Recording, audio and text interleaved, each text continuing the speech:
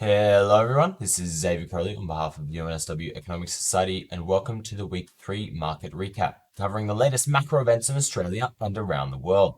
This week we have an Aussie sovereign ratings update, a COVID update, and more.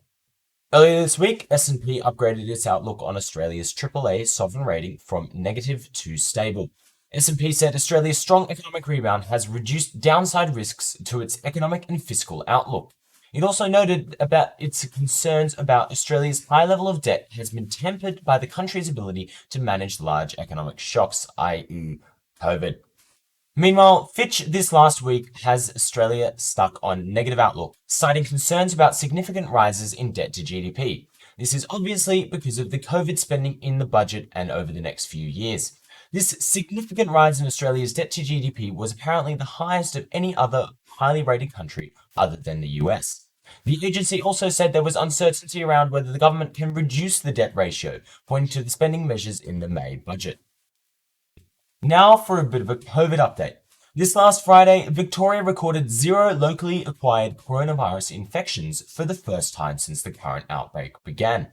Melbourne's lockdown eased last Friday with cafes, restaurants, and hospitality venues allowed to open, subject to stringent capacity limits. Offices will be allowed 25% capacity, and retail can open subject to the 1 person per 4 square metre rule. Separately, both Queensland and New South Wales recorded 0 case days on Fridays, allaying concerns that the infected Melbourne couple who travelled through their states had spread the virus. Elsewhere COVID-related, following a meeting on Thursday with Australian Prime Minister and his Singaporean counterpart Long, agreed to begin to work on a travel bubble.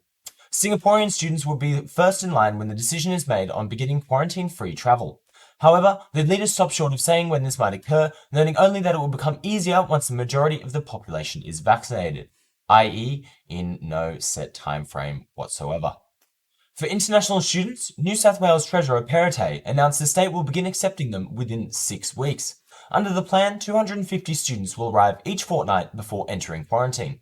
The program will be funded by the universities and now awaits final approval by the Commonwealth Government, which is expected in this coming week. Onto a bit of a rapid-fire round. Japan is backing Prime Minister Morrison's stance against economic coercion. A joint statement following talks between Japan and Australia's foreign and defence ministers expressed support for Taiwan, criticised the weakening of democracy in Hong Kong, and called for international access to Xinjiang. They also vowed to collaborate against illegal tech transfers to strengthen the supply chains. ScoMo is currently a guest at the G7 Leaders Summit, where he discussed Indo-Pacific security with Boris and Biden, amongst other topics, such as getting towards a free trade deal with the UK. Another round of these talks was held this past Thursday. There is positivity.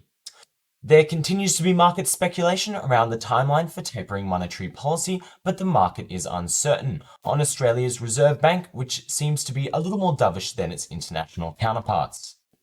As a data dump, this past week we had some May data come in with ANZ job ads plus 7.9% month on month versus plus 4.9% in April, and NAB business confidence plus 20 in the index versus revised plus 26 in April. That's all folks, and have a great week.